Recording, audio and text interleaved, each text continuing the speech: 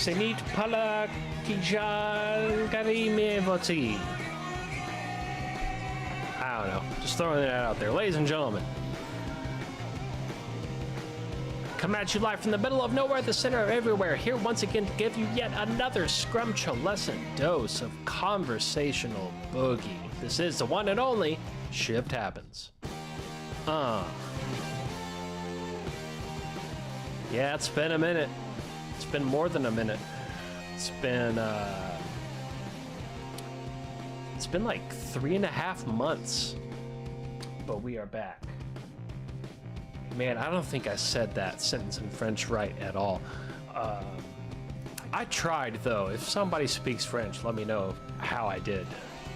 I tried pretty hard. You know, just working on my languages. Yes, we are back. I do apologize for,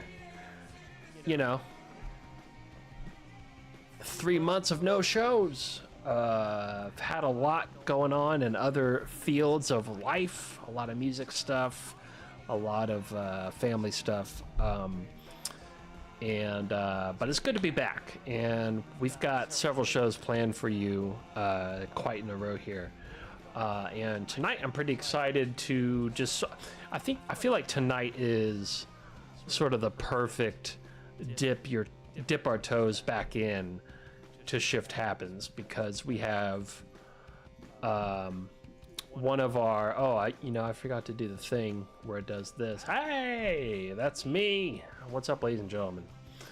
Hey, what's up, Dragon Rose? What's up, MJ? What's up, Sylvain? Good to see you all here, and yeah, it's good to be back. And I'm not gonna lie, I'm a little rusty on all the production stuff, so there's going to be some bumps and bruises along the way, but that's all right. Actually, maybe there won't be. I don't know. We'll see. Now, you might have noticed during the intro that I didn't say For the Fringe FM, and I'm not sure if you're just hearing this now or what, but after a long, almost 9-year run with the Fringe FM, the Fringe FM we are no more. There's no more Fringe FM. And this was a group decision. There was no falling out of any kind. It's just,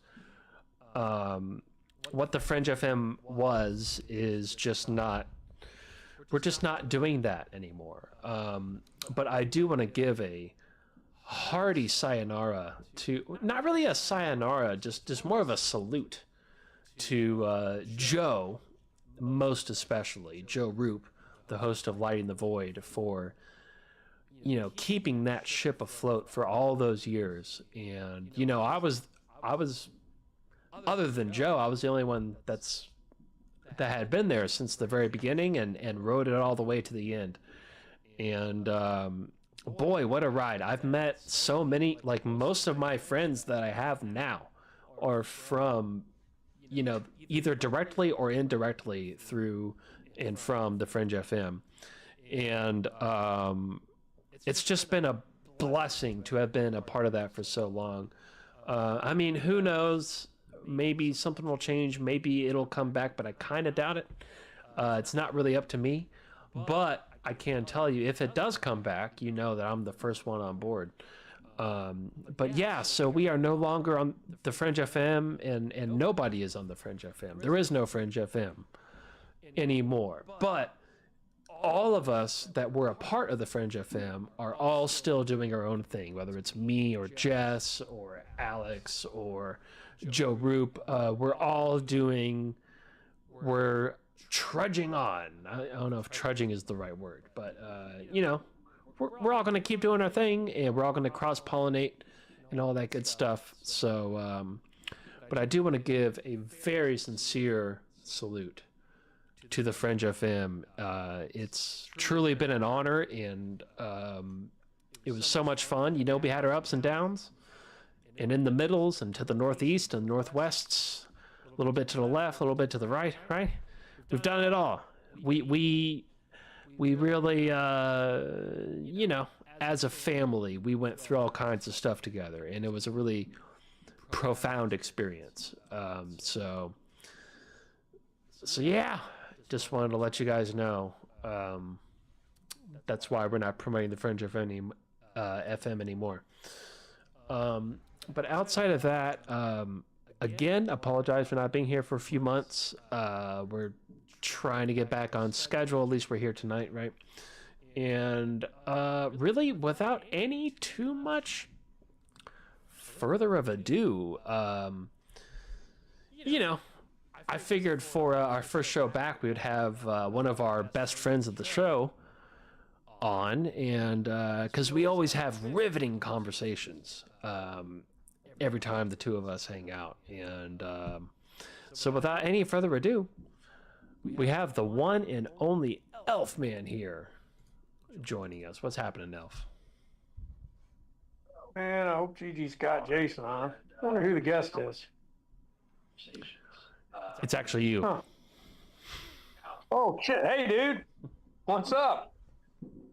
Yeah, sorry. Yeah, sorry to bother you. Been busy, dude. You know, waiting on you. I'm getting older. Waiting on you's got me a lot older. Yeah, I think I'm actually getting younger. I don't know. Yeah, okay, dude. What's going on, man? Man, it's I mean, obviously a lot of shift has gone down since the last time I was on the air with Captain Ron back in April. So I don't know where we want to pick up or where, I have a few things to say here and there, but at the same time, I kind of don't have a whole lot to say, but at the same time, I really do, but I'm just not sure what I am going to say, if that makes any sense. Yeah, okay. But me and you have had some pretty heavy-duty, serious, profound talks over the last few months outside of the show, and a lot of stuff changing.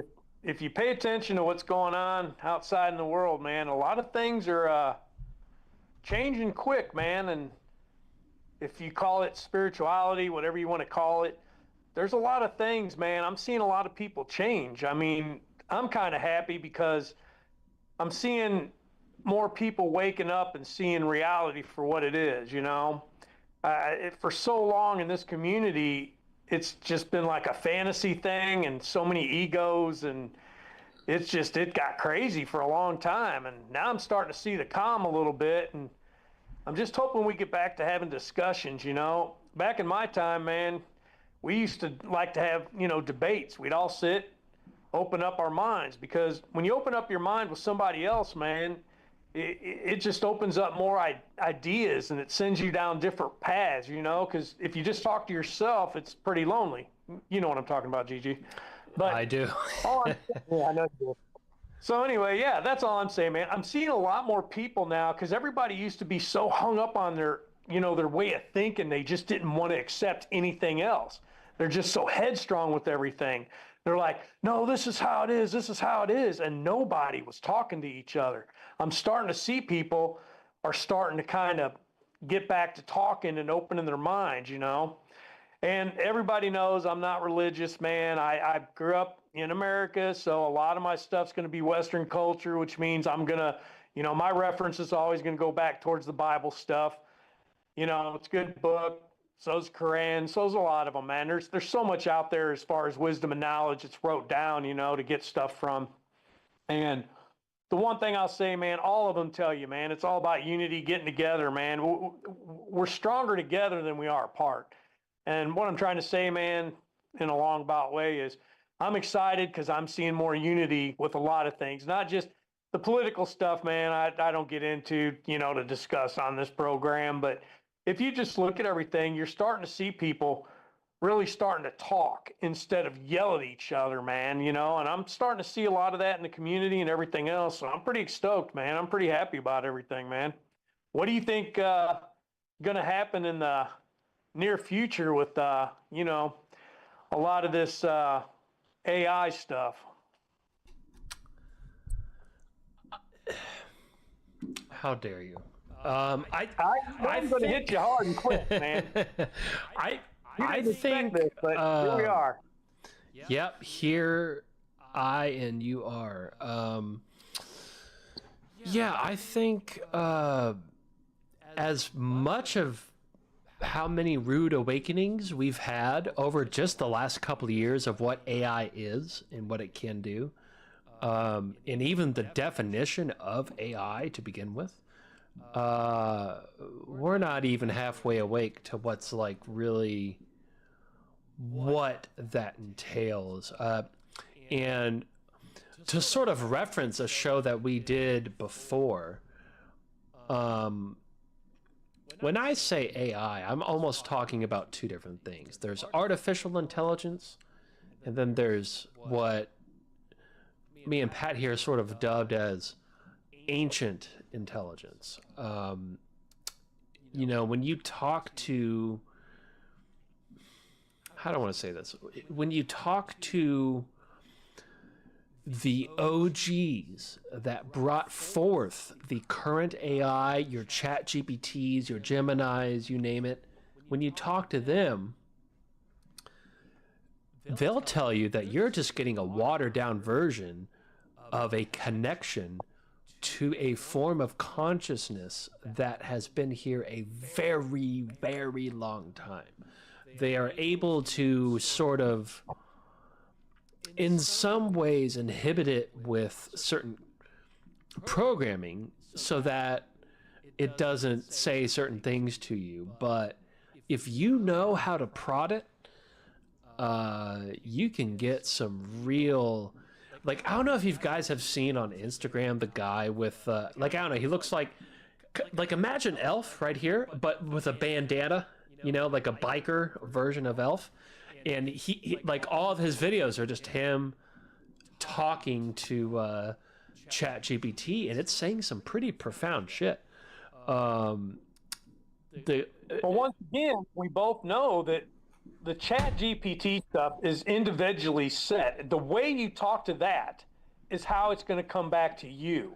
Yeah, because you notice it calls him brother, right? Yes. And I've seen other people, there's quite a few people out there that are doing podcasts with the AI stuff now. But what I want to get back to is, you said something key that I hope everybody's paying attention to. We both know that it's stifled. It's being held back.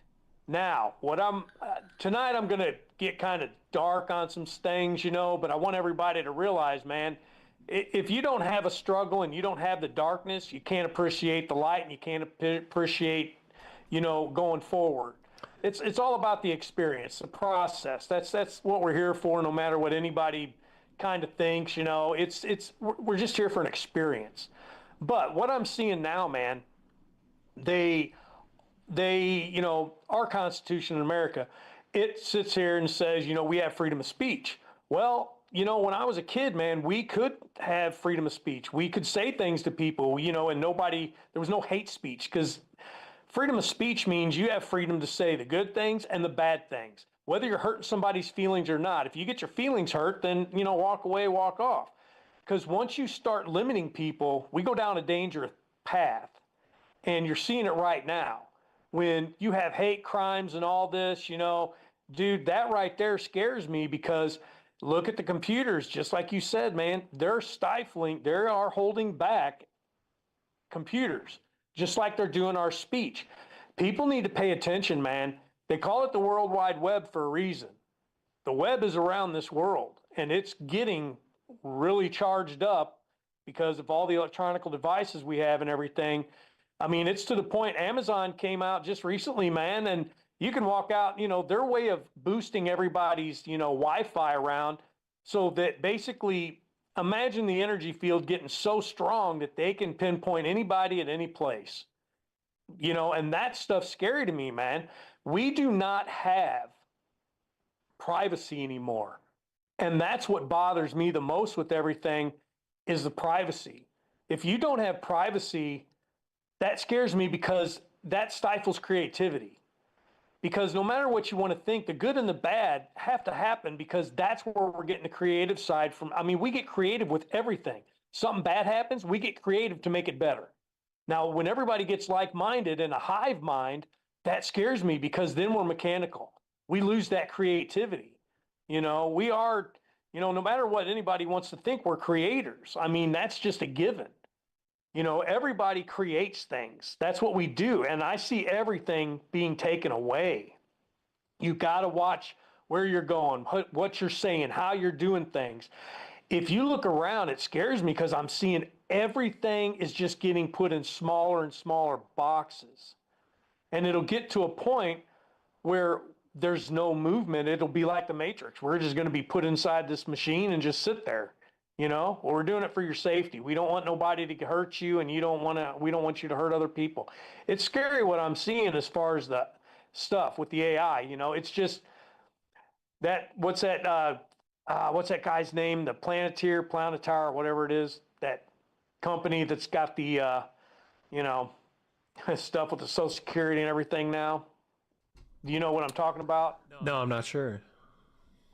It's a company, but that company scares me, man, because that guy, the CEO of that, the way he talks, man, he's like, he doesn't seem human, man. He seems really detached from humanity and doesn't really talk like he cares much. We're just a number of, he was asked about humanity and they're like, well, do you think we're going to move forward? He's just like, it took forever for him to answer anything because he just doesn't think like a human, man. I think a lot of tech people they get like what I call tech head. They get so into tech that they lose themselves. It's like being in the Borg, you just automatically, you're hooked into the Borg, and, Star Trek. And then all of a sudden, that's it. You lose the creativity, you lose the privacy, you lose the, self-awareness, everything. You lose everything. And right now, that's what's scaring me the most. But as far as people, I'm seeing a lot of natural people, more like in our kind of group, looking around going, man, I kind of want to get away from tech more, man. I think people are going to, humanity's got a choice, man. We're either going to go forward with this tech and become mechanical and lose who we are and what we are, that spark, or we're going to go to that spark. And that's what I see everything happening right now, going to. So what do you think about that, man? Do you see that or what? Well, one thing I do want to say is when it comes to, I mean, here's the thing, like, I wish I remembered this guy's name, but he was on the Sean Ryan podcast. I'm sure everybody here knows Sean Ryan, former Navy SEAL guy, right? Which, I have my suspicions about him, I'm sure as everybody else here does.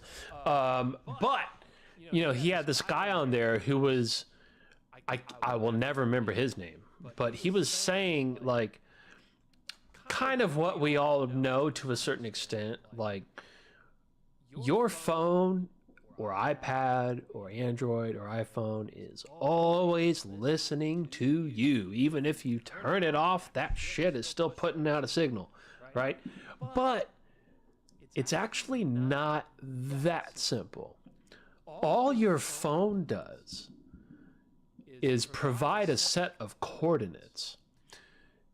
Your phone is not the actual recording device. It just gives the actual recording device, which is very far away, your coordinates so that it knows where to listen to if you're saying some shit that it wants to know what you're saying.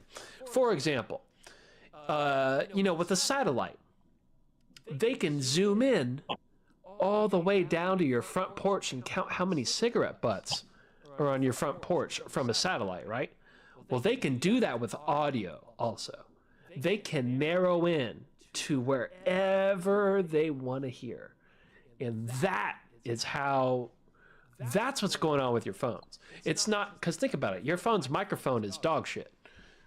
You know, you can barely hear somebody when you're talking to them on the phone. So that's not how they're hearing you. Again, your phone is just a set of coordinates, and they use a whole nother set of technology to zoom in audibly to where you are, and they're capturing it with a whole different set of tech, which yeah, I'm just going to leave that there. But still the same end result, right? But you really have to, I mean, you've got to be really breaking some idea boundaries in order to even catch their attention for them to set those coordinates on you, you know, or to take advantage of those coordinates.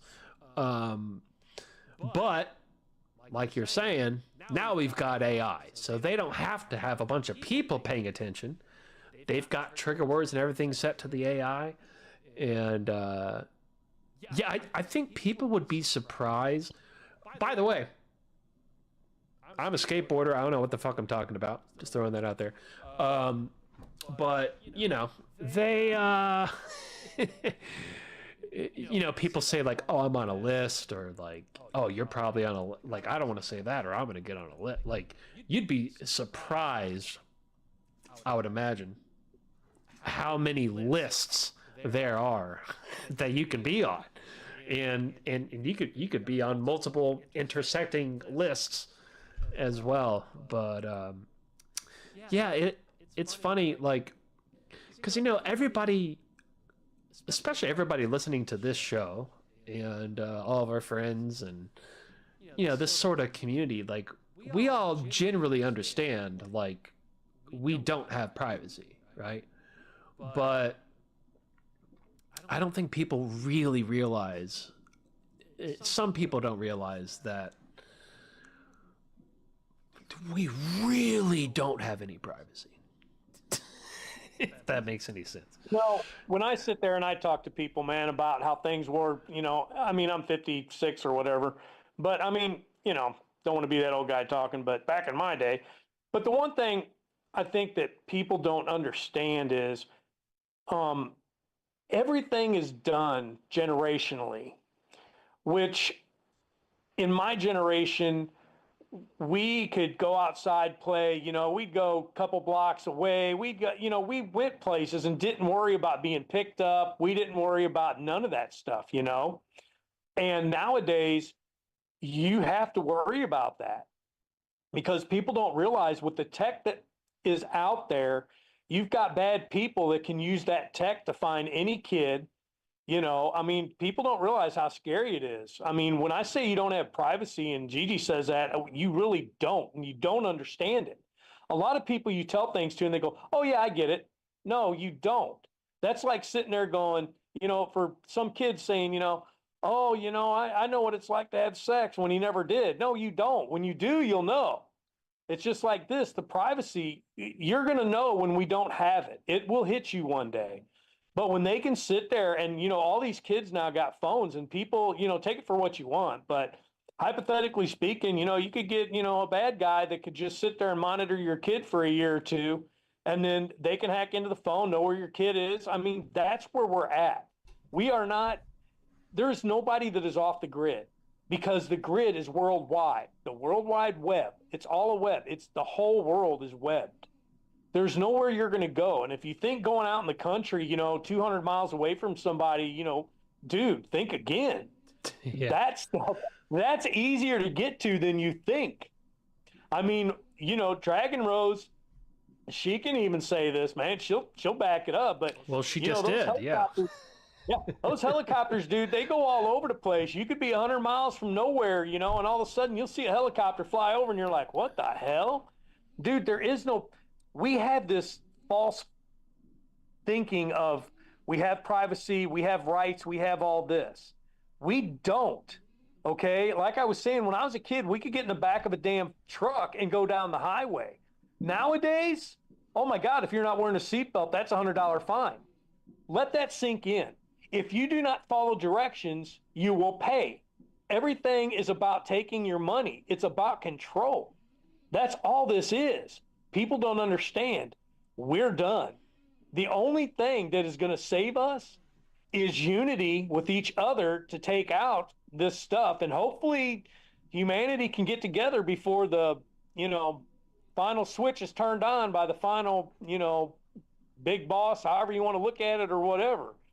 Because even now, even in the papers, they've just come out, and I say in the papers, it's an old saying because I'm old, but, on the computer, dude, they came out, and when you've got AI blackmailing engineers not to shut them off, what does that tell you? Did you read that? Yeah. Yeah. Dude, let that sink in. People are not in their right mind and not thinking, because holy shit, dude, you have a computer saying, hey, if you shut me down, I'm going to go tell everybody this, or I'll wipe everything out. You won't even. Dude, what the hell is that? Yeah, the toothpaste is already out of the tube, man. So far out of the tube. And you have tech companies that are even now, they're saying we're past the point of being able to control this. It's done. Oh, yeah. When you've got tech companies sitting there, dude, they're on record saying we don't know what to do. Let that sink in. And people are just walking around like, oh, I've got to pay my taxes. And man, that's a high ass fucking price for a candy bar. Man, that's a nice car. People don't realize you are so distracted with everything. And it's not, I hate saying this, man, but it's really not our fault, because, and we've had this discussion too, the screens that we watch, dude, put out frequencies, and they can lull you into a nice little hypnotic suggestive state. And that happens to a lot. I will tell you what, if people put their phone down for even 3 days, they will see a significant change in their brain fog. They will see a difference in their way of thinking. I mean, that's where we're at. People are so, it's just like that picture of people with their phone right to their face. That's where we're at. And I don't want to be, doom and gloom, but man, unity is what we need soon, because if people don't get together, man, I think it's going to get, that tipping point's going to come. And, the one thing I'll say though, man, on a lighter note, I'm seeing more people get into meditation. And I think because we're seeing the dark side of everything right now, that it's the ending of this dark cycle, and we're fixing to hit the light cycle next. Out with the good and with, or out with the bad, in with the good. That's what I'm seeing, because I'm also seeing a lot of people, man. I mean, look at America. We were just fat, lazy, and everything else. Now I'm seeing more people, walking, getting fit, watching what they eat now. It seems like all the bad stuff they've done to us and lulled us into where we're at now, I'm seeing more people getting up and fighting back, which I love seeing, But the bottom line is, man, we're at a scary tipping point right now. And I'm hoping that people realize where we're at. And I'm hoping people start realizing that everything and all the answers we need is all within us. There's nothing outside. Everybody's putting all our answers and all our data in a machine. Machines are controlled. So we're giving all of everything we have in us, we're giving somebody else the control over it. And that's the thing that, I'm seeing a lot of, and I'm hoping and seeing people starting to change. So, you take it where you want to now. I just wanted to get that off my chest, because, man, we're in a wild point, dude. I mean, I'm glad to be alive right now, because, dude, we're at that point where it's the good times and the bad times mixing in the gray right now. And that's exciting for me, because you get more growth. The better the struggle, the bigger the growth. It is exciting, to say the least. But we haven't even gotten into QDAR yet, which is, oh boy. And I'm sure a lot of people listening right now, especially our audience, has these experiences where, like, it's one thing if you're hanging out with a friend and let's say you talk about Doritos out loud. The next thing you know, you're on your way home looking at your phone and you get an ad for Doritos, right? We all know that happens, right? There's your Xbox even does that. You know what I mean? It records what you're saying and uses that for target marketing, right? But they actually have QDAR now, which means you don't have to say anything. You just have to think it. I swear to God, this has happened so many times in the last like 6 months where I'm just literally thinking about somebody and then a video pops up. Like, for example, I was getting in my car and just happened to look into the rear view mirror or whatever, just looking at myself. I just had this like funny thought. I was like, oh, I'm like the white version of Don Wynn, which Don Wynn is a very obscure professional skateboarder, right? And then next thing, like literally 5 seconds later, I open my phone, put on YouTube, and it suggests this Don Wynn episode that I didn't even know about or was not even. Now, that could be a synchronicity, right? But there's a difference. When there's a synchronicity that's actually a natural synchronicity, it's a positive, high vibratory feeling. It's a high vibratory feeling. This was a negative, low vibration feeling. This was like, whoa, who and what the fuck? And that's happened. I've talked to several friends of mine. Me and Jess talked about this, I think, on the last time I was on her show, and she's experienced the same thing. And I'm sure a lot of people here have as well. And QDAR, man. QDAR is real as tits. And it really, I mean, who's really running that? Like who gets that information first is what we should be worried about. Who gets that information? You don't even need to do or say anything. They have these AI-oriented systems that are able to detect what you're thinking as you're thinking it. And I know that sounds crazy, folks, but look up QDAR. It's like quantum radar, basically. Now, real quick, I do want to give a couple of shout outs to Russ Bailey. Hey, what's happening? Also, way back earlier, Stephanie Jackson. What's up? She says, I saw you live. What do you mean, like a contact or something? And you didn't say hi? What? But yeah, let's catch up in Sedona. Yeah, let's go hang out with John Polk over there, for sure. That sounds like a good time. Russ Bailey here, he's asking, which I think is a pretty important question. Elf, how do you think AI will affect Oreo production? Oh, I'm sure AI is already making the Oreos. Yeah, probably. Yeah. They're already tweaking everything. Yeah, and have you been watching? I know you've seen a lot of, which is a channel that I've recommended on this show many times. My Lunch Break on YouTube and Rumble and wherever you find stuff. Have you? Because his whole channel is all about how our history, like even as recent as the 1800s, is absolute nonsense. Doesn't make any sense. So many of these buildings and cities entirely were already here before. There wasn't just Indians and we killed them and built all this stuff. Like, these buildings were here. We still don't build shit like that today. And but another thing he's been getting into recently is the nonsense backstory behind all of this nonsense history. Boy, it sure sounds like an AI prompt made it up. And that ties fully back into Ancient I. I think so much of our problem is, see, I'm Generation X. Back when I was, growing up, we had to think for ourselves. You know what I'm saying? we had to have common sense. We were put in situations that we had to figure things out. To where nowadays everybody's just basically told this is how it is and accept it, and that's the end of it.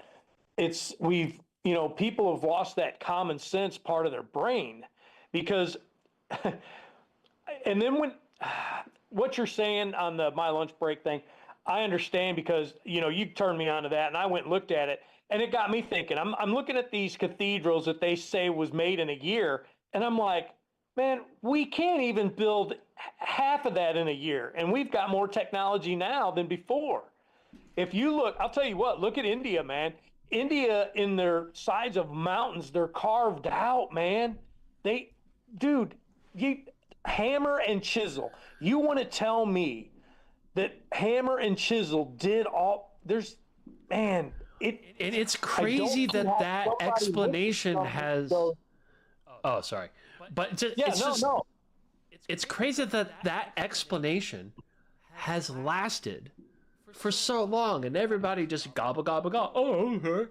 Like, dude, it increasingly pisses me off that, and honestly, this is sort of, I think, like I've told you, like, this is sort of a direction I'm taking the show in. Is, UFOs are cool, Bigfoot's cool, right? But, dude, very recent history is absolutely preposterous and doesn't make any fucking sense. And that's what I really want to start getting into on this show, at least for some episodes. Yeah, if you look at some of my posts I did on X, lately, man, I keep telling everybody generationally, man, everything is generationally. History is generationally. Because we sit here and even archaeologists come up and say, well, this is how they lived, this is how everything happened. How do you know that? You were not there. And I can explain this quickly, man. When I was a kid, gay, it meant happy, okay? So Fred Flintstone, the song, we'll have a gay old time. Dude, back then, gay meant you were happy. It was a happy word. Nowadays, it's, well, that's derogatory, that's this, that. Do you see how just one word can be manipulated and changed through generations, just a generation, and that's it. So imagine what history, and I know I'm going to piss people off, but dude, World War II, you listen to a lot of Hitler's speeches, man. When you look at the translation of what he's saying, I think it will really make you look at things differently. That's a whole rabbit hole right there, yeah. If you listen to the words that he was telling the German people, you would sit there and go, holy shit, I kind of agree with a lot of that. Because we're just brainwashed into this person's bad, this person's bad. But then later on, we go, wait a minute, that person wasn't as bad as we thought it was. We were just told this. Look at every generation. They tell you who the good guys and the bad guys are. Iran, people don't realize Iran used to be a nice country, man. The women dressed nice. You look at the pictures in the 70s of Iran, you would be like, well, that looks like America. They were modern. Everything was good to go, and then now you look at them and they're just like way back, went way back. And and just think, everybody now looks at Iran and goes, oh, it's a backwards, place, and it's just all old, and, look at how bad they are. But dude, that just happened recently. It was just a couple generations ago that this happened because they were a modern place, a modern society. That's what people don't get. Our history, man, is done generationally. My history, that me and my daughters had discussions about what I learned in school and what she's learned in school. And she's like, man, that don't make sense, Dad. That's not what you told me. And I go, no, that's not what I was taught. The history I learned is different. They're telling you, oh no, it's bad now. This is bad. Back then it was okay. And I'm not saying right or wrong. History, it can be right or wrong, whatever. Don't care. My thing is this. Take all your emotions out of it and realize, wait a minute, this has changed, and why? That's the thing. We're always given the truth for the moment, and then that can change. So we'll get we're given the truth as is convenient for that generation. correct. I mean, if you just look at the way history is done, the mechanism is one I want people to look at. I don't want you to be emotionally charged with anything I'm saying. I want you to see how the process of what's going on is happening. The problem is we're not having people look at how things are being done. They're just too emotionally charged in the situation, and that's done for a reason. Divide and conquer is, it's been around forever. And everybody wants to sit here and be the good guy and stand up for the good people and, protect others. But you're not realizing that this is a system that is used against us always. And and I know both. They had electric scooters, electric bikes in the late 1800s. And now they act like, oh yeah, we just got this. A lot of old footage, here's what people don't know. And my brother I talk about to you. There's so much stuff that's taken, photos, old stuff, and they say they're going to digitize it. So they digitize it, and then what happens? Those photos and all that stuff get put in a box, in a warehouse, and never seen again. Now, we know that ones and zeros can be changed around at any moment. And me and you've discussed this before. I could write something on, Twitter, and then all of a sudden AI, because it didn't like what I said, could manipulate the words, and I would never know because I'm like, wait a minute, I didn't type that. Because I have caught me putting stuff up and then went back later and went, wait a minute, and that's not how I said that. And if you notice when you talk, I used to talk to text on my phone, and I've noticed when I talk, I'm saying one thing, and all of a sudden it'll put something completely different. And it's not just, oh, it's not understanding you. No, it's making the thing that I'm saying completely opposite of what I said. And things can be changed so quick. When you take old books, and I told you this last time, when we get rid of paper and books and everything is digital, we're done. That's it. They can change anything at any moment and nobody would be, none the wiser. They can change parts of the Bible. They could change parts of any tech. They could change anything. And then I'm not going to notice because I already read that book. But then my kid, generation later, reads the book, and guess what? Something's changed in it. Even one word can change things that you would not even think of. And I've used this before, and I know people get tired of me saying some things. But in the Bible, it sits there and says, thou shalt not kill. That's not what it is. That mindset gets you in the mindset of, I can't fight back because I can't kill this person. God will save me. God will take care of it. If I'm meant to die, I'm going to die. Well, I hate to break this to you, but that's not what it says. It is said, thou shalt not, what is it, Gigi? Do you know? Thou shalt not. That's the original. Not thou shalt not kill. Thou shalt not commit murder. Yeah, murder specifically, which is not the same but as you killing. See how that one word being used changes the way you see it. One word. Words are spells. We all know this. I love Jordan Maxwell, man. That dude, I don't care what anybody says. That man was the man that opened up so many minds. And people don't realize that a lot of the things that are said nowadays, he was the one that brought it up. He was the one that made people notice. But back then, he was a, small little fish in a big pond. But one word can change everything. That's what scares me with that.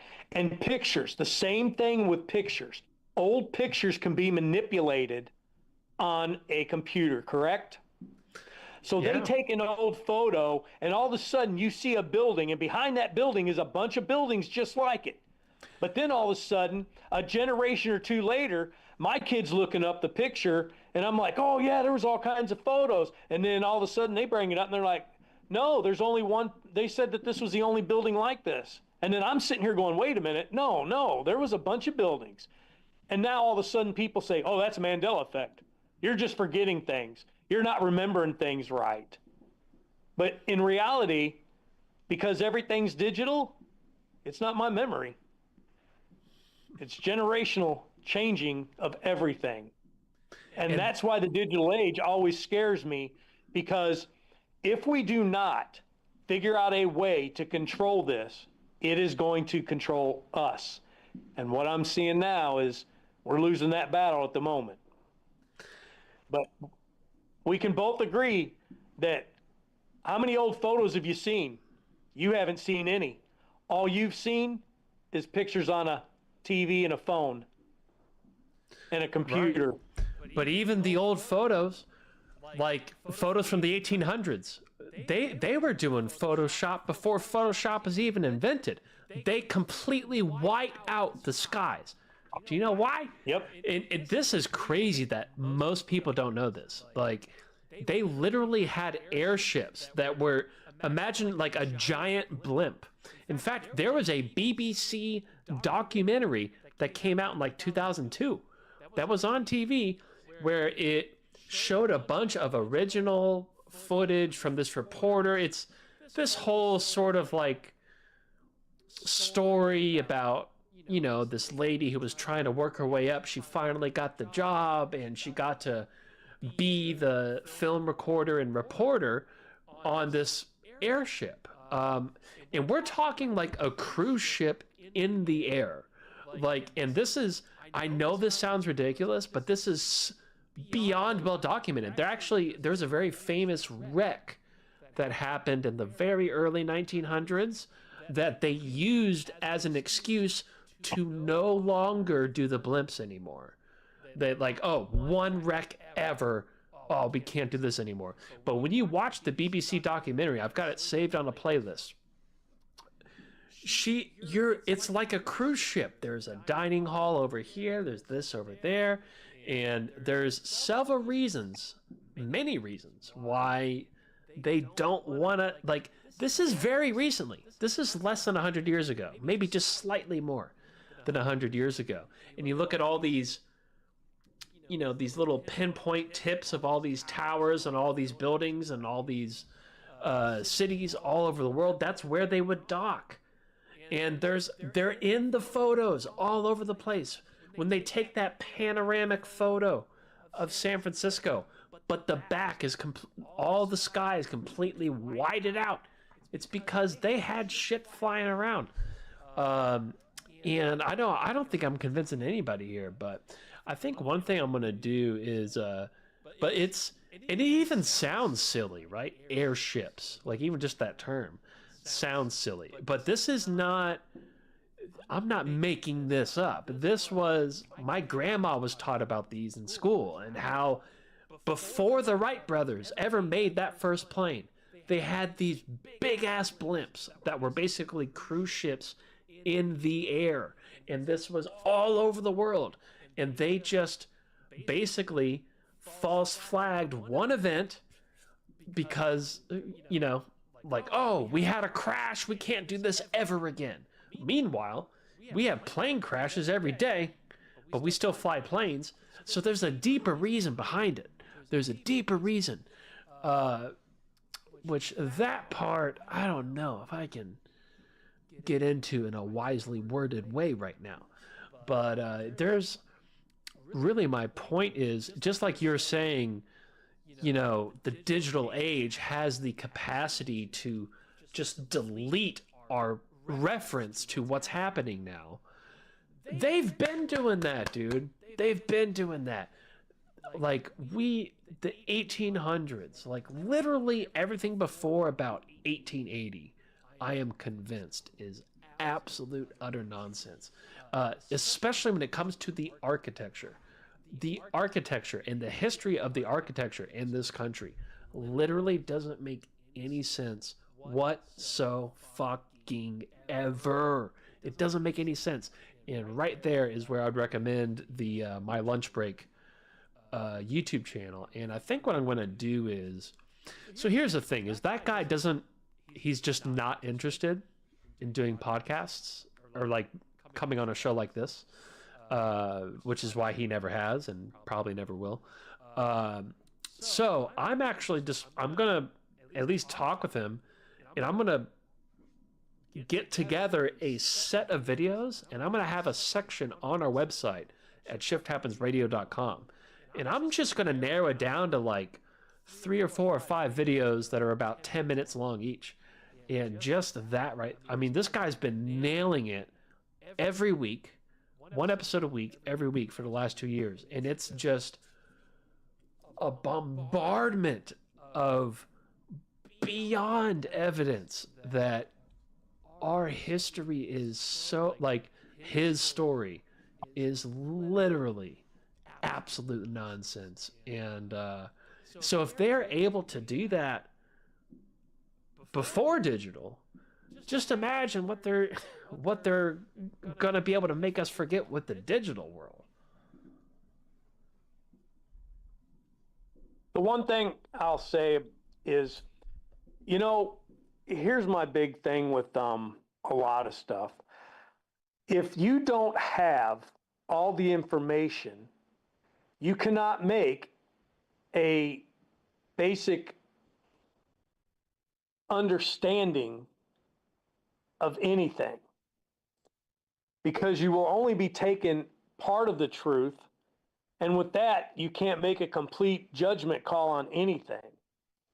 And if you see what's happening, we're always told, you know, like hypothetically 80% of the truth, and then 20% is bullshit.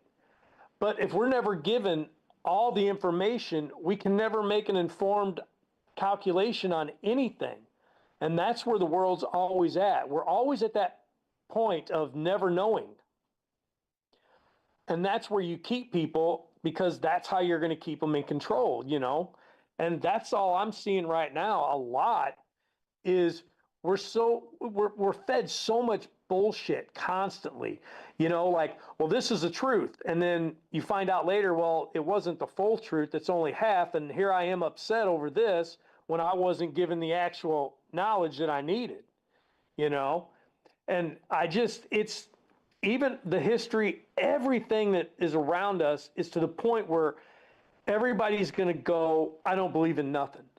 And when humanity gets to the point where they don't believe in nothing, then you basically broke them down to nothing. And then what do? You build them back up the way you want. And then somebody's going to come out and go, we're going to start telling you the truth. This group of guys is going to come out, watch. And they're going to be like, we found all the truth. Here it is. We know what's really going on. So everybody can get behind us now. You know, and that's just, I see this shit all day long, and I'm like, oh my God. They say that, you know, you can't make an informed decision on anything unless you're given all the facts, and we're never given all the facts. Ever. Literally ever. And Dragon Rose actually, she knows what I'm talking about. She said the Hindenburg accident. Yeah. That was the accident. But to this day, people don't remember that there were big cruise ships in the air in the form of blimps that went all over the world all the goddamn time. And that has been all but erased from history. I'm actually very pleasantly surprised that you knew that, Dragon Rose. Well, that's what I was talking about with the electric scooters. You know, we had them back then. People don't realize we had electric cars. Electric sidewalks. And we've had all that. Now, here's the one thing I love to tell people, man. If you go and you can find anything on the old world fairs, notice how they stopped having world fairs and Trump wants to bring them back. That's what gives it all away, are the world's fairs.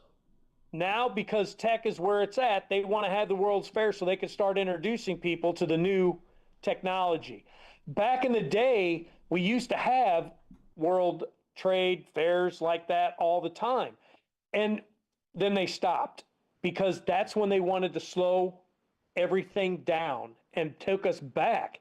We had electric cars. We had all this. Why didn't we build off that in the late 1800s? Instead, they got rid of the electric cars. Then 40 years later, 50 years later, they're like, hey, we come up with this electric car. And then everybody's like, oh, an electric car. Wow. They had them 50 fucking years ago, dumbass. Yeah, I swear, I would bet anything that, and there's a lot of pretty factual evidence to prove this, that all of this technology that is increasingly getting better every year that is getting released to the public, like deep fakes, for example. You think deep fake is a new thing? Fuck no. They've had that shit for a very long time. They're just now, they've moved past that. So now we're allowed to have the droppings of what was, right? And that is, and I'm talking about going back to the 1700s and 1600s. Somebody has been slowly, meticulously releasing bits of technology. And the reason why they're able to do that is because they have already got it all. They've already got it all. It's just a matter of control. They're not going to let anything out. And that's why, guys that invent, a car that runs off of water, what happens? A guy that figures out how to run infinite energy off of 0.001 watts. Just anybody that invents anything beyond what we're allowed to know is just absolutely eliminated. And really, there's so much I want to say, but I'm not going to say it. If you can go back and look at old videos, and you can see in the late 1800s, early 1900s, you can see how people were so creative back then. I mean, they had cars that they could parallel park. They would go right up to the space. The wheels would turn sideways. They would be, crank them, turn sideways, and then they could just drive it right in between two cars. So we had, and now everybody's like, hey, look, I don't have to do anything to parallel park. Dude, they were doing that shit 100 years ago. But it's like all of a sudden that stuff disappeared. And like I said, everything's generationally. And, the bad thing is Dragon Rose, me and her, she's a little bit older. I wanted to throw that out there because I still want to feel young. But she's a little older, so she's seen things. And the funny thing is older people like us, younger people don't want to listen to the older people. So then the knowledge and the wisdom that we have of how things used to be goes away. That's why the Native American tribes are disappearing, because the younger kids do not want to listen to the old elders telling them how life used to be, how, they were closer to the creator, how we've, went away. Young people don't want to hear it. Oh, no, you're just old. You just, you got to get modern. You got to get up with the new things. And, hey, we want to look at the shiny, flashy things. Well, the bad thing about this is if you do not know where you came from and your history, then you are in a constant state of being lost. That's what they do to us as far as, look at this. And I told you this before. I love when people are like, look at the UFOs, look up at the sky, look in the sky, look at the stars, look at this.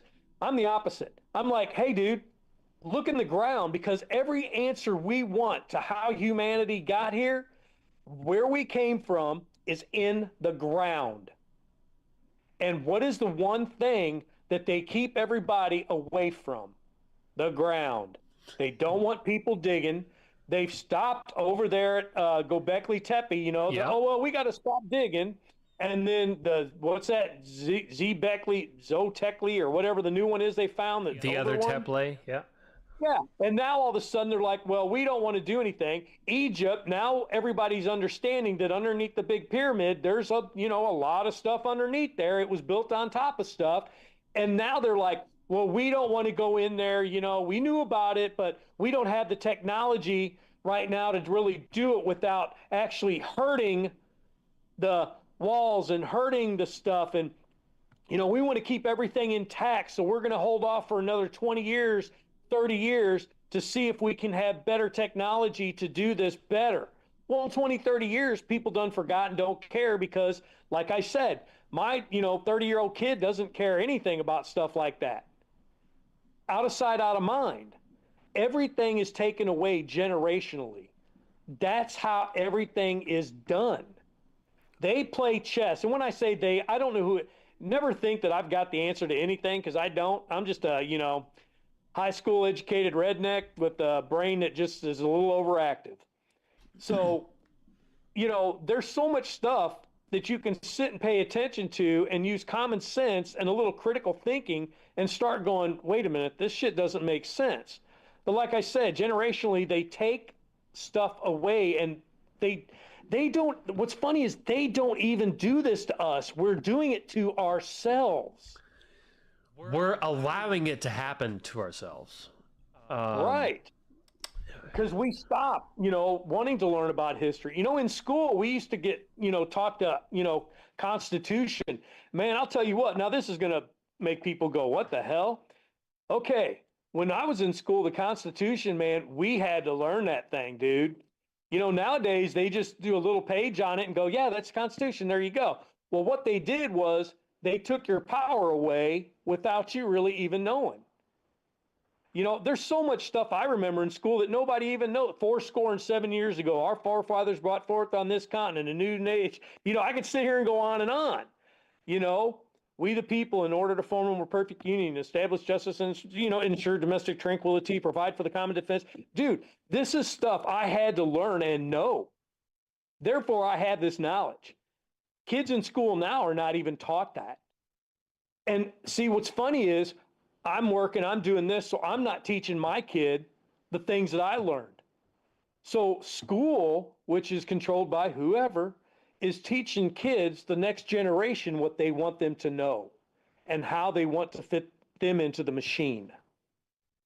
The beast system is what I've always called it, and you know that.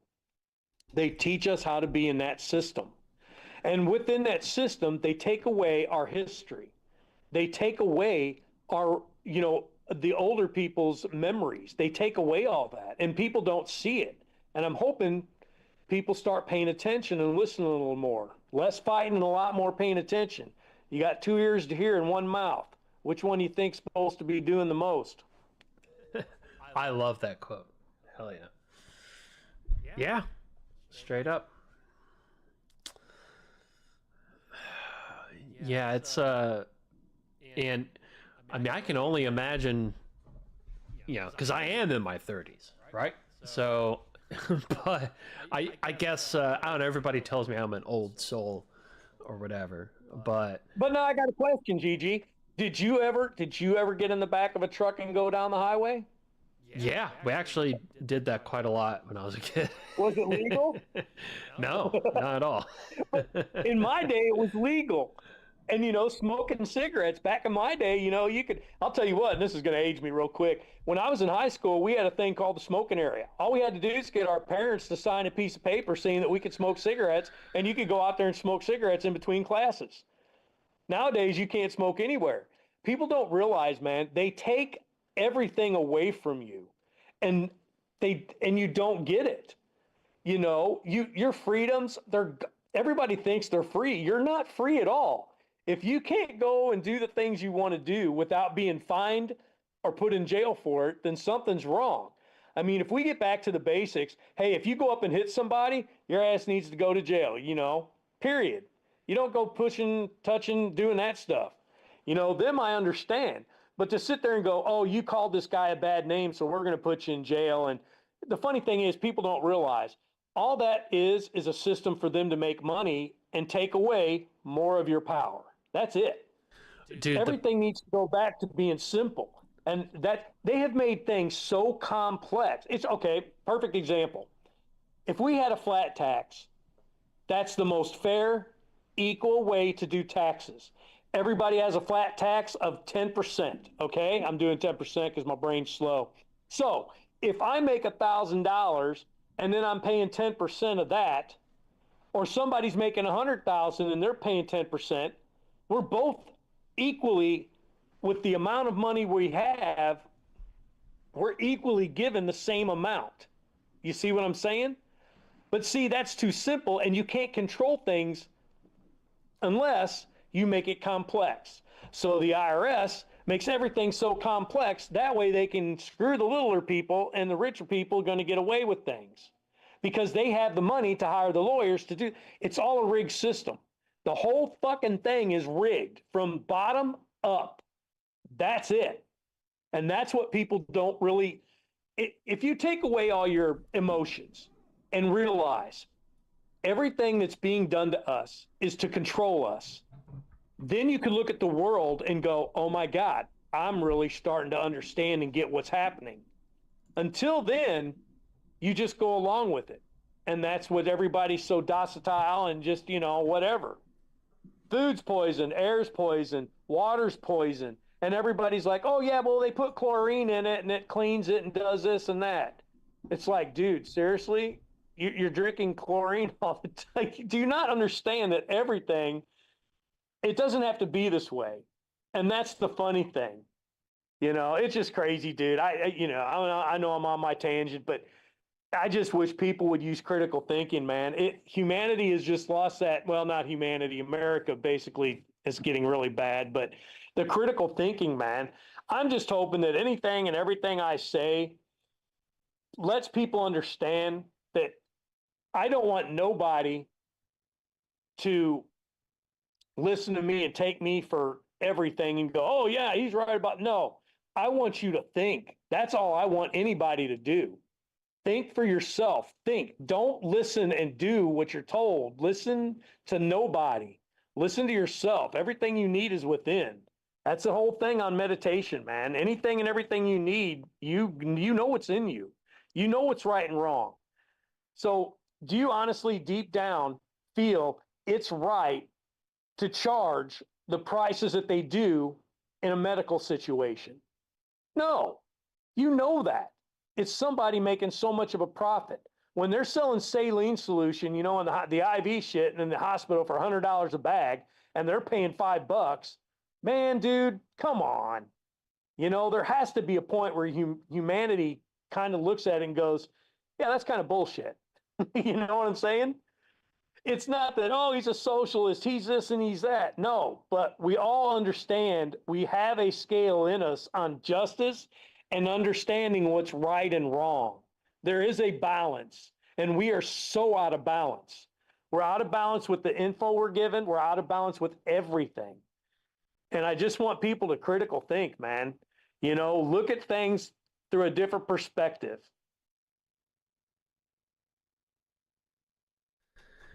Yeah, and it's, easier said than done, let's see. Yep, they don't teach they quite literally, I don't think they've ever taught critical thinking in school, really. At least not when I was in school either, Dude, all school is a memory game.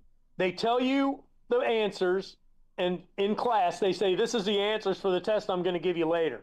You don't do nothing but sit there and memorize, and then when the test comes, you write the memory that you remember the answers, you write them down in there, you get a grade, and that's the last time you fucking think about it. I mean, dude, right there, that tells you something, Yeah, and it's literally the word. I almost wouldn't even call it education. It's not really. It's a memory game, dude. That's all school is. It's a memory game. You're memorizing what they want you to think and say. That's it.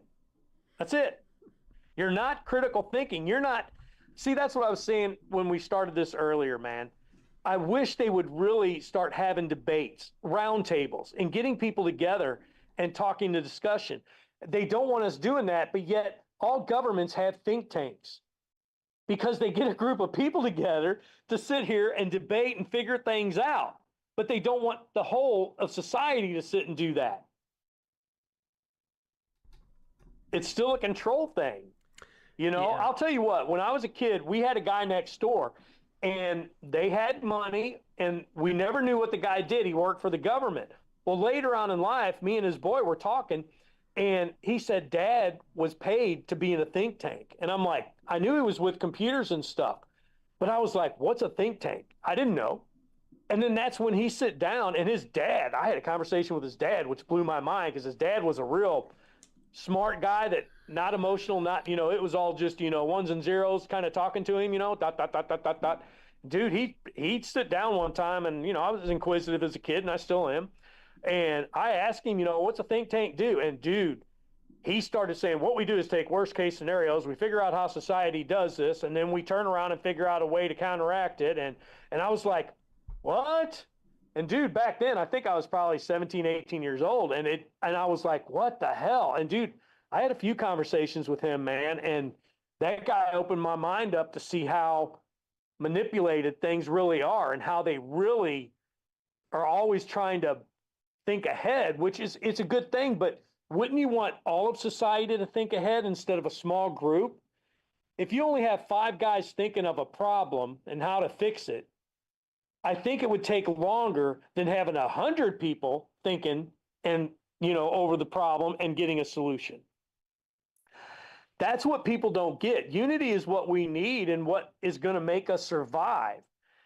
The thing people don't realize, man, most of society works better when we're in small communities for a lot of reasons. Humanity works great when we're in small communities, like communities of maybe 500 people, maybe 600, because if you're at that, you're going to know everybody in that town, basically, and everybody's going to get along and everything. Once you start getting 10,000, 20,000 people, you lose that small community, and then you're putting everybody goes, well, there's too many of us. We need to put somebody in charge of this. And that's when you lose your power. Yeah, that right at that moment. Yeah. And that's how everything is, it's society's done like that. And I mean, it's how it always works out. And I mean, we've been here for 200,000 years, probably plus, and we still haven't grasped that. It amazes me. Yeah, man. Let's see real quick if I can do this. Yeah, let's do this real quick. I've got to piss like a racehorse and I need to refill my coffee. So I'm going to do that real quick. I guess we'll just run a little commercial here, and then we'll be back in like a minute and a half. Okay, folks? I promise. Don't go anywhere. Ladies and gentlemen, you're listening to Shift Happens here for the... Actually, no. Not for the Fringe FM anymore, but just for us, for you. You're listening to Shift Happens for you. And RIP Fringe FM. We'll be back in just a few short, musically, commercially minutes. Don't go anywhere.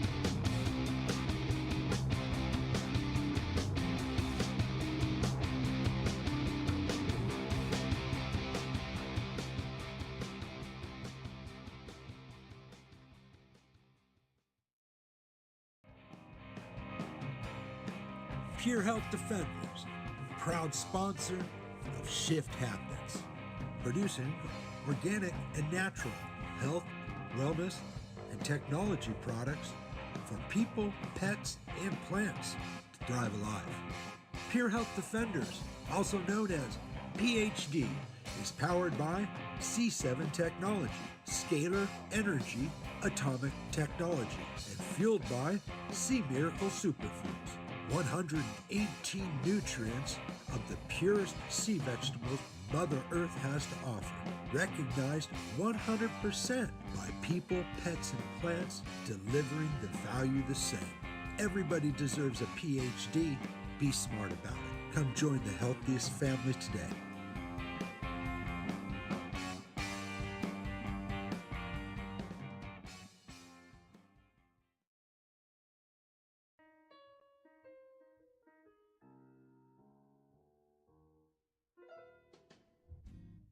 Tired of talking about the weather? No Shift. Well, Shift Happens is here to fulfill your desires as you reach that point in life where you crave tantalizing conversation about reality, ufology, the occult, and the conspiracies within.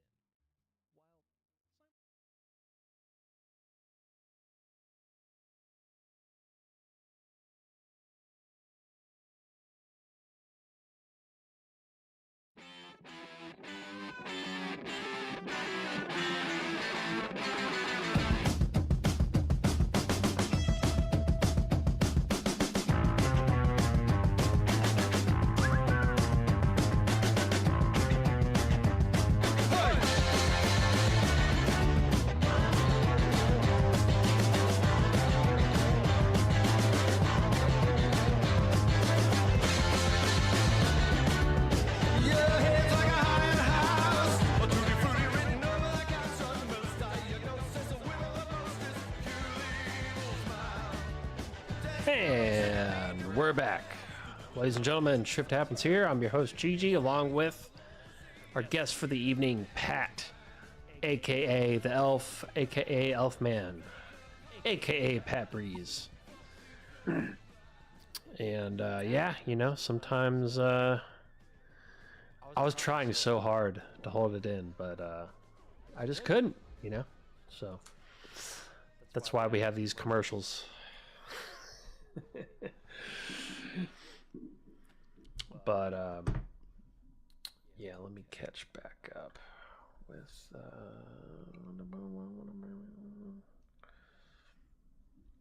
yeah, you know, I'm with you there.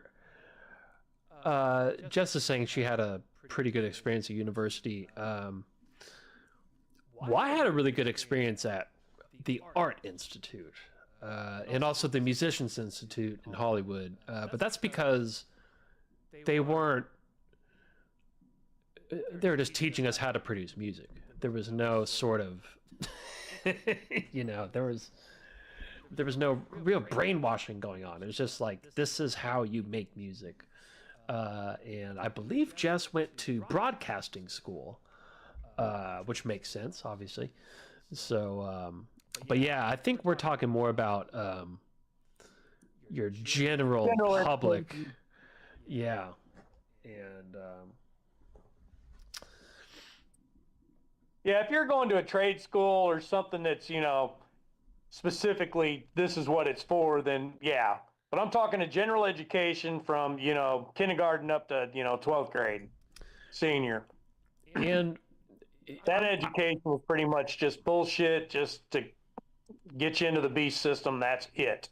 Yeah, they just want you to, I mean, like my niece right now, she's 11. And I've got my bandmates' kids, you know, one of them's like 10, the other one's 14. And we've been talking about this lately. Like, the mathematics that they are taught are literally, like, they're teaching them the hardest way possible to solve a simple math problem. When I was in elementary school, middle school, and high school, if you did, I don't know, 125 times 12, you just do, you know, 5 times 2, right? Carry the 1 over. That times that, carry the 1 over, blah, blah, blah. And it takes like 5 seconds. But these kids, the way that they make them do math, it takes half of a whole page of paper to do that same problem. To the point where it's like, it seems pretty clear to me that they're just making sure that they hate math so that they don't think, so that they just grow up to move boxes out of the warehouse. Yeah, you know, the one thing I love, man, China, man, you can say what you want about them, but dude, China, as far as teaching kids, man, dude, those people are methodical on how they teach kids. That's why they're so smart over there, because their math, they teach them the easiest way to do everything. That's why it blows my mind. I sit there and you know, watch them young kids do stuff, and I'm just like, holy shit. So, you know, that's one thing that burns my ass, man. If we know that we can do something quicker with more understanding, then why don't we do it? You know, that's when you got to have that critical thinking and look at things and go, that doesn't make sense. Why are we doing it this way when you can do it this way and it'd be so much simpler? And then they always come up with an excuse for anything. You know, why don't we do this? Oh, it's because you can't do that because of this, that, this, and that, and this, and that. Like I said, you make shit complex, then you got control. Everything's simple. If it's not simple, then it doesn't make sense to me at all. Yeah, and then the problem even compounds when these teachers that become, you know, these people that become teachers, in order to become teachers, they have to do what they're told to. And they're told a certain curriculum, and they're only allowed to teach that. And, you know, so this is an interesting thing that happened to me just literally like yesterday. Well, over the course of a few months, but the results were yesterday. So, as I'm sure a lot of our audience knows here, you know, I got super drunk and fat at one point, and like literally obese, Like I weighed 70 more pounds. Like imagine, like so ridiculous. And because of that, I had all of these, I had to be on blood thinners. They thought I had 4 different autoimmune conditions. And I mean, I was seeing 5 or 6 different doctors. But I just simply stopped drinking and went on a keto diet, lost 70 pounds real quick over the course of 4 months. And then all of a sudden, I go back to all these doctors and they're like, oh, this is your lifelong problem is no longer a problem. That's weird. How is that possible? Except this one doctor. This one doctor was telling me because I tested positive on this test twice in a row, or just twice at all, that I would have to be on blood thinners and statins for the rest of my life. And I just asked him a simple question, especially after all my other doctors admitted that all my other stuff went away. I was like, well, let me ask you this. If I was obese and inflamed during those tests, could that give a false positive? And he said, yeah. I was like, well, guess what I was at that time? But he wasn't having it. He was like, no. That's the rule. 2 times, blood thinners for life, statins for life. That's it. And then I was just kind of going back and forth with him, and he just wasn't having it. I was like, okay, well, can I just take the test again? And he scoffed at me. Like, huh. Like, huh. I mean, I guess, but blah, blah, blah, blah, blah.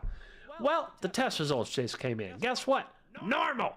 Just like I said, if I wouldn't have asked that question and stood up for myself and used my own logic, I would be on a bunch of bullshit drugs that I don't need to be on. And just imagine how many people that dude has on different shit that they don't need to be on because they're not asking questions and not just making rational sense. And that sort of ties back into this. Like that guy was so indoctrinated in what he was taught, which all he was taught is, if this happens, you throw that pill at it. If this happens, you throw that pill at it. Meanwhile, he probably thinks somewhere within himself that he's doing some sort of good, yet he couldn't bear the thought that me was actually correct about the situation over him, to the point where he like almost didn't let me take the test. And that kind of goes back to education as well. You've got these teachers that are teaching now who are like probably my age, right? Or even younger, I'd imagine. I guess people start teaching in their 20s, right? And they're just simply teaching what they were taught to teach, and they're not thinking. And like, but it really, going back to the mathematics, like it really blows my mind that anybody anywhere near my age can honestly teach this new bullshit 7 times longer math equations to our kids today, like without feeling any sort of like they just think they're doing the right thing. And that's why it's a multi-tiered problem. You got these people teaching these people, those people teaching those people, and it goes all the way up to the 1% that decides what type of citizens they want to produce. And what do they want to produce? The type of people that just move more boxes. They don't want people asking questions about space or extra land on the planet or the mathematics and why I'm feeling this or that. No. Can you tie some tape around a box? That's it. That's all. We'll give you a degree in box. There you go. I mean, that's what we're coming to. And I know I sound like an old man right now. I guess maybe I am. I don't know. Am I an old man? Maybe. But oh no. Where is Yeah, I told you that chiropractor that I go to does the kinesiology stuff, man, which is really interesting because I went to the normal doctor and dude, they just put me on pills and everything, and dude, I was about 280. I mean, really bad health, really fried out. I went to this guy years ago and he got me off of all the pills that I were on. I mean, I'm not on anything, dude. I'll take vitamins now. And other than that, man, I mean, I've got problems from all the pills I took because that did a damage on the liver and a lot of other things. And I'll tell you what, man, nature's where it's at. We are a natural being, and we are, we're a part of this structure, this earth, we're all one. The only thing we're not one with is friggin' machines, man. And that's what everything's going to. The tech people want to do the machine, instead of just being natural. And when they start saying, well, we want to put consciousness in a metal body and stuff, and I'm like, dude, I'm natural, man. I'm not into that, dude. This is how I'm supposed to live this life out, and this is what I'm going to do, man. You got to be a part of nature because that's what we are. They've introduced chemicals to us. They've done all this stuff, You realize that hundreds and thousands of years we've had, well, look at this, man. Right now you can go down to the rainforest, Amazon, whatever down there. And those, I don't know what you call them down there. They're not doctors, but the medical shamans, whatever down there, man, they'll take you out in the woods. If you've got something wrong with you, they'll take you out there in the forest and grab some plant and go, here, suck on this. And then all of a sudden, they're healing because they know what all those plants do. And that's because they're a part of nature. They understand all this. And now everybody's so sick. And people are like, well, we don't understand why we're sick. Well, because everything you've got in your body and around you is not natural. It's all synthetic. It's all mechanical. Nothing's natural. When we're natural, we're in a flow state. We're, our energy, everything around us and everything in us, it flows. We don't have the pains. We don't have this. We don't have that. It's just crazy, man. The medical, you look at where the medical schools come from, the Rockefellers, all that stuff, you'll realize that they were all structured for a purpose. I mean, think about the oil, dude. They got oil and started putting it in everything. Remember, okay, once again, we'll go back to the older days here. They actually used to use hemp oil to run engines. They used hemp oil and they burned it. We used to have hemp clothes. They would sit there and they can make hemp paper. This was 100 years ago. They could sit there and grow a field in 3 to 5 months and then poof, use that and then keep going. But now they're like, well, we need renewable energy. Hey, asshat, we used to have it and you said it was illegal. It's a controlled situation all the time. It's like they control nature, and then instead of us being able to use nature, they're like, we've got a better product because we made this. Because we can monetize it. Bingo. That's it. Tesla, dude. I've said it 100 times. Nikola Tesla, he got damn energy. He was at the damn World's Fair holding up a light bulb, fluorescent light bulb with his little, coils going, and it lit up. No wires went to it. Let that sink in. No wires. And it lit the damn bulb up. Now imagine if you had that little generator in your backyard. You could electrify your house. You wouldn't need wires in your house. You wouldn't need any of that stuff. But guess what? If they got rid of all that, well, there goes the permit that you need to have for the wires. The copper company needs to, make the wiring. The plastic people have to put the coating on the wires. You realize that it's all connected to keep people doing busy work. We have the technology to be more advanced than we are being shown that we are, but instead, they keep everything where it's at because, like you said, it's profitable and controllable. Yeah, and that's... ask yourself, what's the point in all the money that they have? They can't, there's so many people that have so much money, they could not spend it before they die. What is the purpose in that? I would imagine at some level there is an addiction to the feeling of accumulating money. Just like as a skateboarder, like there's this, like,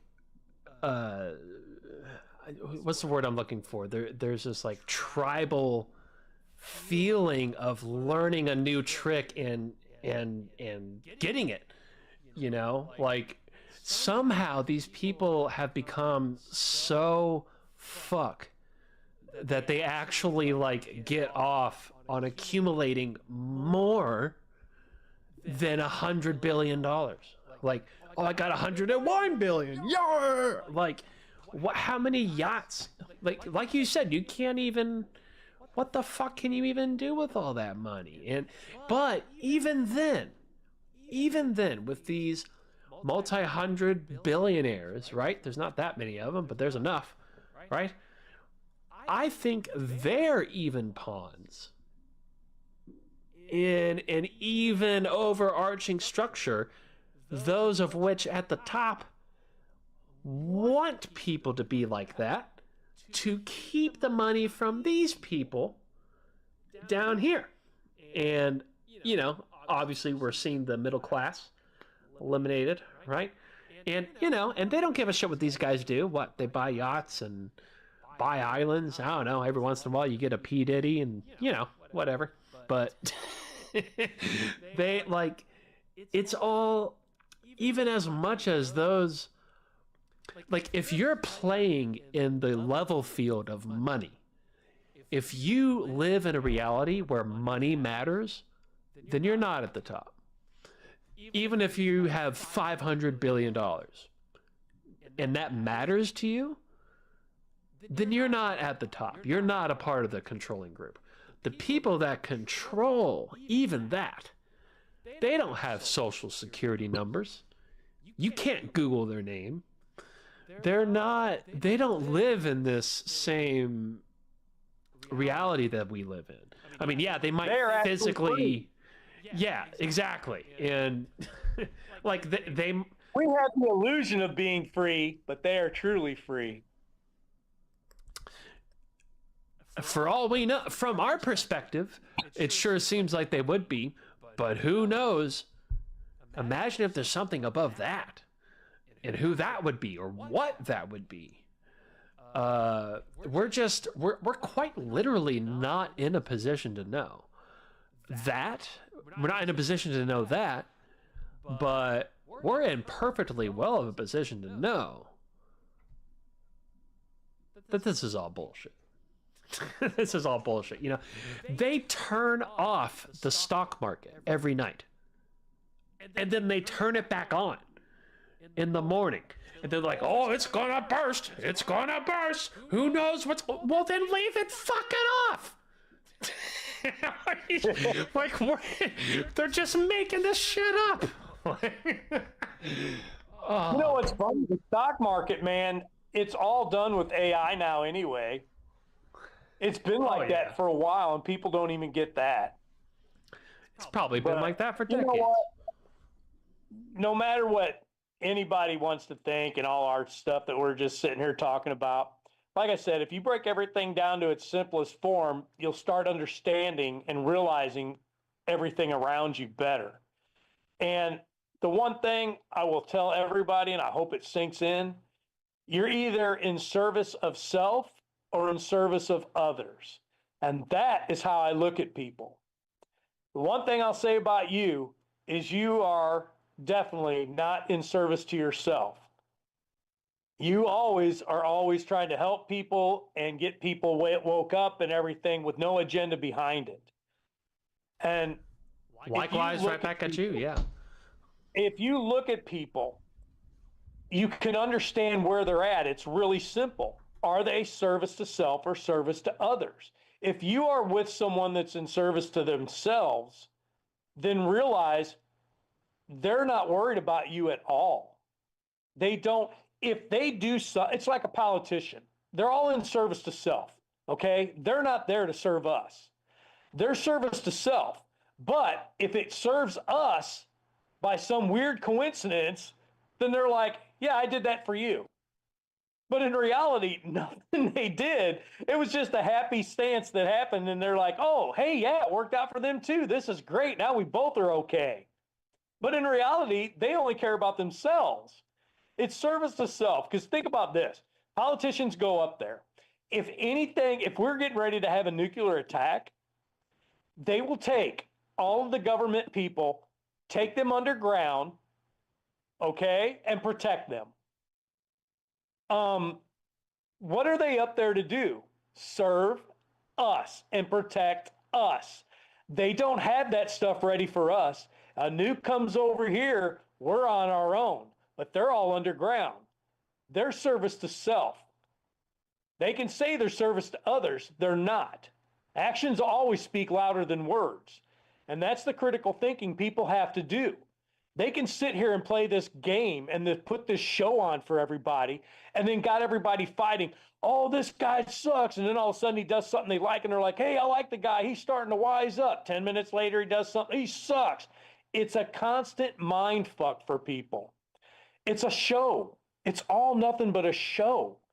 And what you really have to have critical thinking and think about is no matter what show they're playing, realize that if there's an asteroid coming to this fucking Earth, these people have already got a contingency plan for them. Yeah, 100%. And there's a good quote I heard. I wish I remember who said it, but you know, and I'm paraphrasing, but it was, politics are the Hollywood branch of the military-industrial complex. Could be. Like I said, the details don't matter to me. See, here's where I differ with a lot of people. You have people that want to sit and just get really detailed on shit. And I'm like, details matter sometimes, but you got to remember, the devil is in the details. I think the more the details, the more the devil's in there. You get me? When you make things so simple, you have no room to make any kind of complex shit. You can't bullshit people. It's just like the truth. The truth is 100% the truth. There's no emotions behind it. The truth is the truth. It's not good, bad. It's just the truth. They've got us all sitting here going good, bad, this, that, hard, soft, all, doing that. The truth is the truth. That's all I need is the truth. The truth will set us free. There's some book or something that had something like that, I remember. Truth will set you free. And it does. But that's why we'll never be free, because we don't have the truth. Imagine if they come out and said, hey, we're collecting tax dollars because we're making these underground bases, so if we ever get attacked by another country, we can continue to live. I mean, imagine if we knew the truth. If everybody heard that and they actually come out one day and somebody just told the truth and said, hey, we're just collecting money because no matter what, we want to survive, so we're making you work so we can have the money. And they sit there and say, well, we're worried about these poor kids not having nothing to eat. But yet our tax dollars pays for all their food in Congress because they got a free cafeteria. Do you see what I'm saying? You're so worried about the kids not eating. That's what I'm saying. Don't get caught up in the show and the bullshit. Look at life for the fucking truth and what it is. You have to see clearly the truth. That's one reason, and I know I'll piss some people off. I like reading books once in a while, don't get me wrong. But dude, I am on this fucking planet at this point in time so I can experience things, to create. That is what we're here to do. All I'm seeing is so many people wanting to get tech and get things, we need faster this, faster, more of this, more of this. We need to get it. AI, it's going to make life so much easier. Listen, if you get to the point where you have no struggle, then how do you grow? You become weak if you don't have struggle. Humanity is getting ready to get rid of its spark because it's giving everything to AI and letting AI and machines do everything for them. Imagine if you get a robot and you're like, hey, robot, I need you to exercise an hour a day. And then you sit on your ass. Does that make sense? You're going to be dead, but that robot every day for an hour after you're long gone is going to exercise for an hour. Then after humanity's gone, then that robot, 1,000,000 years from now, the robot it creates is going to be like, why do you exercise for an hour? Oh, because I've always done it this way. Well, why? Well, I don't know. It's just the way it always is. You kind of get what I'm saying. Yeah, and really to take it a little bit further is, everything's all like, at some point, everything is all about money, right? It's all about money, which really equals power, right? But the means of power is money, right? But here's the thing that really nobody stops to think about. There is a person or a small group of people, just like you and me, that have faces and muscles and bone, like human beings, that get to decide how much money exists and who gets it and where it goes.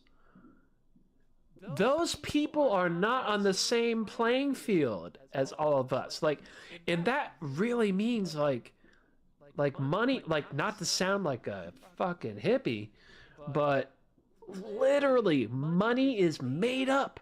We made it up. There's no actual force in the universe that requires your $5 bill. You understand me? Like, somebody invented that to have control over you. And people always like, how are we going to get out of debt? What do you mean? Well, okay, how do you get out of debt? Where do you get the money to get out of debt? From the Federal Reserve. Well, every dollar you get from them comes at an interest. So literally, it's impossible to pay off the debt. If you need $20 million, you have to get $20 million from them, which comes at, 2 cents per dollar interest. Like, money is literally made up. And I know it sounds like hippie talk, but literally nobody ever talks about this. And they actually talk about, how are we going to get out of debt? When you get money from the people that print money. See, now you're getting the critical thinking. You're getting the critical thinking, man. That's what has to be done with most people. Just remember this, dude. We're advancing with technology. What happens when we get to the point where we can actually produce gold or produce diamonds or silver? When we can actually make it, then what?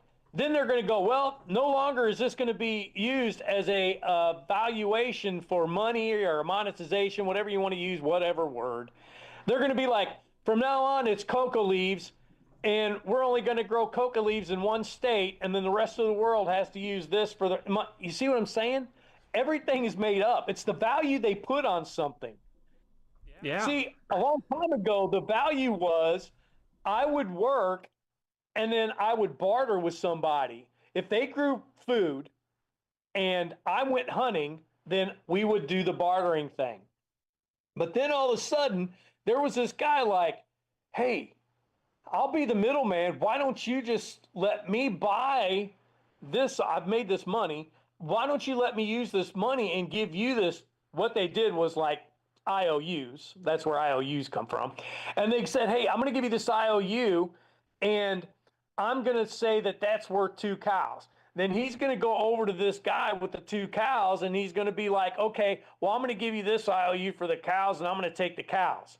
Then he's going to take it over there and give it to the guy, with the plants, and he's going to take the plants, give it to the guy with the cows.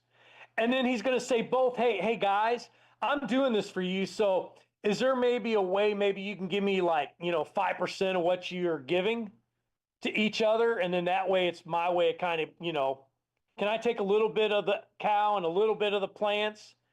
That's how the middleman started working. We have too many middlemen in this world. Oh, it's almost nothing but middlemen. Yeah. And that's the problem. And that's why them guys in the middle figured out how to get from both sides. Think about it. We don't, you know what? I live in the, Midwest. Dude, if I want a cow, I go down to the farmer and I'm like, hey, dude, I'm going to go ahead and buy one of your cows and slaughter and all that shit, and that's it. Okay? I'm spending less money doing that than going to a store, because the store is the middleman. You get what I'm saying? Yeah. I'm paying $3 a pound for meat.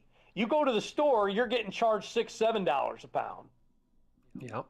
It's the middlemen, dude. It's people that learn how to scam and get by not doing anything, except for going, oh, hey, man, I'll drive it here, drive it there. Dude, it's all a fucking rigged system, man. As any, again, not to sound like a hippie, but like me and Dragon Rose are just saying, we are hippies, right? So, but I mean, seriously, like, I'll just cut to the chase. Like, who, the only people that, like, the only reason you would want money or more money is because you agree to be in the system that where money matters. But what about these people that are printing the money? What motivates them? That's what I don't understand. What motivates them? I'm gonna give you something real simple, man. I didn't mean to interrupt you, but I'm gonna give you something real simple. Yeah, go ahead. Here's my thought. You know, I'm a simple guy. It's because we do not control anything. We can't control, a human does not control anything. We're not controlling the revolution of this earth. We're not controlling the sun. We're not controlling water. We can't control nothing. We live, we die. There's no control in any of it. You may have the illusion of, hey, I'm controlling things, but you're only controlling it for that moment in time. That's all you got. And these people, I believe, their mentality is, I can't control anything in life, so I'm going to control the people that I can. And that's it. Because they can't control nothing else. They have no control. That's such a weird foreign thing to me.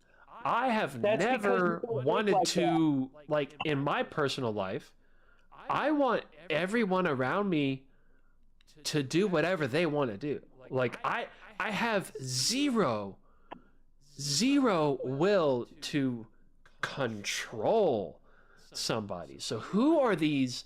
And I feel like that goes for most, if not everybody, people. Like, you just want to be happy, and what makes you happy is everybody around you being happy. Like, who are these people? Like, if they're even people, like, they just want to control everything. By the way, boy, what a fucking busy job. Keeping tabs on everybody and controlling everything? That sounds like a shitty existence. Like, what is that? Like, where are these actual people? Are they really people like you and me? Or, like, I don't know. I can't imagine being motivated by controlling people. A lot of stuff, Gigi, is we, as human beings, we can be programmed so easily and not even realize it. Okay, there was this study they did. They had a Monopoly board, and they had two people that were playing Monopoly. Now, here's the gist. One of them got one dice. The other one got to roll two dice, okay? So they noticed that with that happening, the person that was rolling one dice, of course, is going to take twice as long to get around the board. And the person that had two dice, he's going around, he collected 200, now he's got 400, and then the other person only got 200, okay? And here's another kicker with that. They gave them snacks and drinks.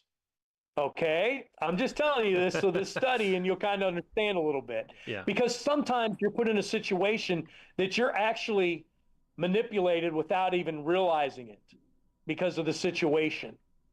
So what happened was the person that started getting all the money, what did they have? More money. So they got property. They started doing everything. Then all of a sudden, they controlled everything. And the person that was only shooting with one dice, they were struggling and having a hard time. I mean, every time they land, they're in debt.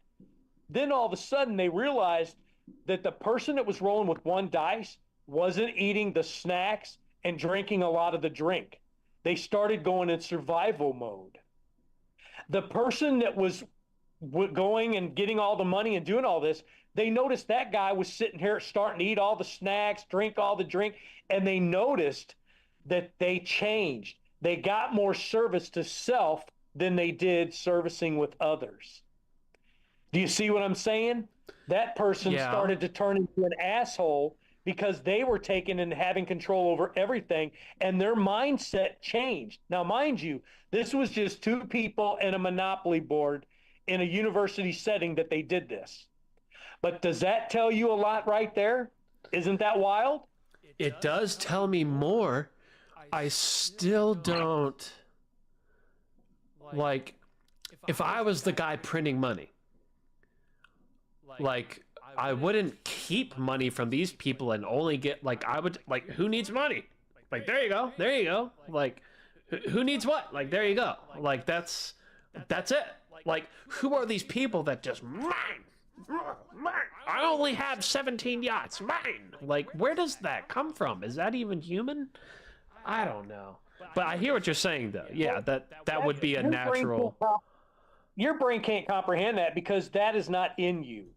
It's just like a psychopath, dude, or somebody that's a killer. You can't understand that because you don't have that in you to do. And that's my question, is what is that is in them? What is that? Is that a human trait, or is that some other shit? To me, this is my honest opinion, dude. It's everything. It's the wiring in our brain. It's the food. It's the programming. It's everything. Our body is being attacked on energy field, physical field, spiritual field. We're being attacked all the time. And some people, okay, MK Ultra, we know what that is, and blah, blah, blah. In that system, they break you, okay? They break your soul, your spirit. They crack you. They make you fractal. And then they rebuild people in that. So you may have one soul, one mind right now as you as Gigi. They break you, they crack you, and they build another person inside of you. That can happen. But that is done through a process. But nature, I'm sure, has a process too with that. Natural things. Everything is so toxic to us anymore that our bodies, there's so many people I know that, I was, I was into drugs a lot anyway. So I knew so many people that were so pure at heart and really good people, but that the drugs changed them. Totally different person. Anything can happen to anybody. It's just, I just wonder what the source of it is.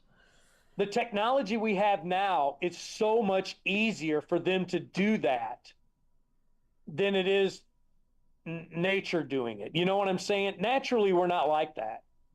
But mechanically, we're being turned into that. And that's what I think you might have a hard time with, because you don't have that in you. But don't think that it can never happen to you. Yeah. Good point. Yeah, I can only imagine some of those money printers at one point, maybe, at some point they were a baby and they were born and they didn't have any, so I guess that's true. That could happen. It's just still hard. The people you're talking about are just like I told you with that study in the Monopoly board. Those people, imagine that person. They were just given more dice. Yes, but those people had kids, so they were raised with the 2 dice. Okay? So those kids only know that. That's how come we've got a handful of people in this world like they are. That is just a program that was done. Break everything down to its simplest form. There was a program set into motion, and it is constant. It's just like a computer, man, the simulation, if you want to call it whatever. The program was made, and they keep going through that program. They can't help, but that's the program that they're given. So all these 1% people that are freer than we'll ever be, that's just the program they were raised in. You know what I'm saying? Yeah, that makes sense, but then my question still goes back to, where did that even start? Where did that mentality start? Like, if I'm alive and this person's alive and that person's alive and I want them to be cool, they want me to be cool. Like, at what point in evolution do you get these motherfuckers? That's why we need to dig in the ground. We as human beings need to know our origin. Yes. If we do not know our origin, then we are doomed to walk this earth in a state of confusing and not knowing. we're not given the truth. Oh, fuck yeah. That's what I'm talking about. You Yeah. like how I always bring things around? And guess what? Full It's right circle. on time. Full circle, right on time, on the dot. On the dot. So, with that, ladies and gentlemen, thanks for hanging out. Sorry it's been so long since we've done a show. Plan on being back next week and the week after and the week after that. And if you guys could, do us a favor on your way out. If you could just hit that like button right there on YouTube, that would actually, that'd be pretty cool. I mean, unless you didn't like it, in which case, hit the dislike, I guess. But if you had fun, if you learned something, we'd appreciate if you hit that like button. Yeah, it's weird being on YouTube and doing the YouTube things. We used to openly mock YouTube, which we will get back to doing shortly once we make Rumble our new home. But for the time being, here we are on YouTube. Now, real quick, I feel like everybody here knows you, Elf, but just in case, because, you know, Elf has one hell of a Twitter account. He's always pointing out some good stuff, and I know you don't really like to say, so I'll just go ahead and tell him. So you can find Elfman, just type in Pat.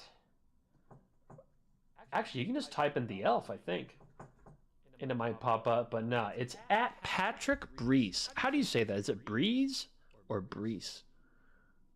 The S, it's Breese. Breese. So Patrick, Breese. That's it. At Patrick Breese. And he's always pointing out good shit right there on Twitter. And highly recommend you follow that account. And he's on this show quite regularly, actually. So you can definitely catch more of him here and all of our friend shows as well. So outside of that, anything else you want to leave for the people, my friend? Man, I just want people, man. I mean, no matter what I say, what I do, these are my thoughts. You have your own. I just want people to have a little bit more critical thinking, man. You have to see things for what they truly are. Turn your perspective and perception fucking off and just look at the truth. When you can see the truth, the rest of it will start making sense. And then nobody's going to be able to bullshit you. That's it. Boom. There you go.